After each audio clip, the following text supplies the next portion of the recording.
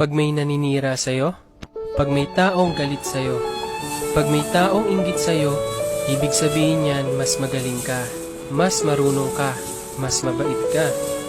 Pabayaan mo silang mainggit at magalit. Hanggat wala kang ginagawang masama, patuloy lang sa buhay, patuloy sa paggawa ng mabuti. Dahil habang umaangat ka, mas lalo silang bumababa. Balang araw, malayong malayo ka na. Habang sila, inggit pa rin, galit pa rin.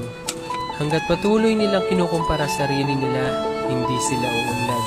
Kung ano mang meron ng ibang tao, kung ano man ang estado nila sa buhay, kung malayo man ang narating nila, mas mabait man sila, mas magaling man sila, huwag kang mainggit at huwag mo ikumpara. Gawin mong inspirasyon para ikaw din magkaroon.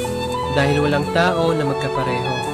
Ikaw ay ikaw, siya ay siya, ako ay ako. Bakit di mo hanapin ang talento mo? Hanapin mo ang kagalingan mo, hanapin mo ang kabaitan mo, at hanapin mo ang pagkatao mo. Tandaan mo, ang pag-angat ng ibang tao ay hindi ikabababa ng kalagayan mo. Ang sarap sa feeling sabihin sa sarili mo, umangat ako dahil sa pinaghirapan ko. Hindi yung umangat ako kasi may inapakan akong tao.